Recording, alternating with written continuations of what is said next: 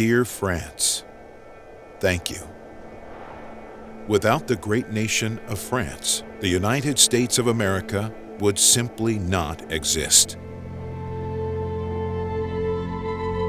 In a meeting that would change the world, two leaders, one American and one French, have come together. And it happened just a day's carriage ride north of New York City, at a property now known as Odell House. The year is 1781, and the young country of America is waging its war for freedom. But it's been 6 long years, with many losses and few victories for the Americans. The situation is desperate. The soldiers are hungry and tired, their uniforms ragged, and many of them are barefoot. General George Washington fears that the war will soon be lost, writing, "We are at the end of our tether. Now or never, our deliverance must come." That deliverance is about to arrive.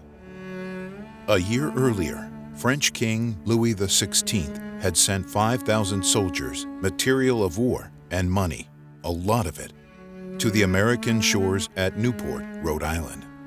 To lead this army, he sent one of France's finest generals, Marshal Jean-Baptiste de Nation du Vimer, Comte de Rochambeau. At age 56, Rochambeau has more battle experience than Washington, especially in fighting the British, but has agreed to defer to the wishes of his American counterpart.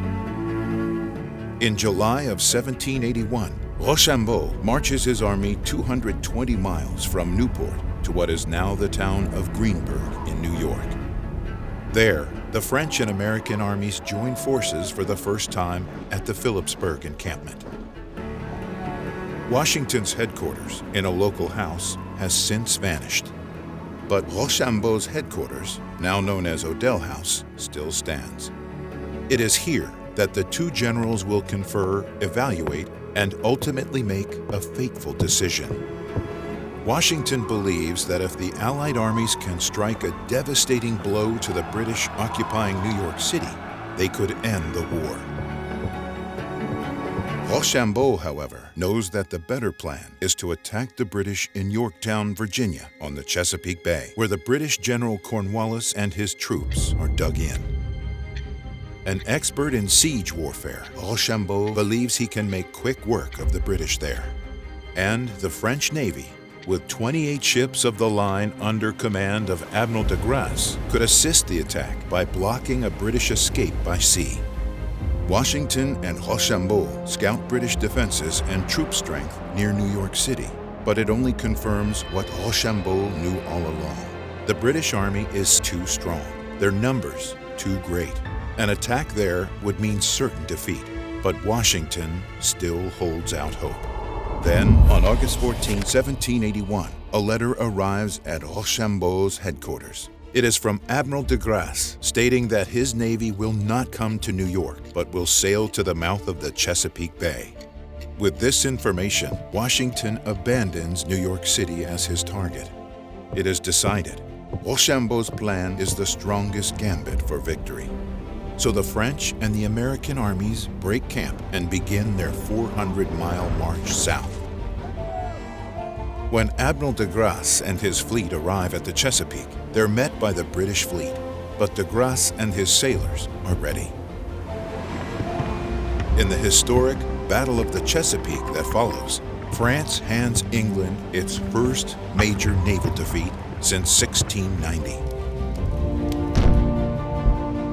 Meanwhile, on land, the Marquis de Lafayette, another of America's French heroes, keeps the British troops near Yorktown pinned down and unable to receive reinforcements.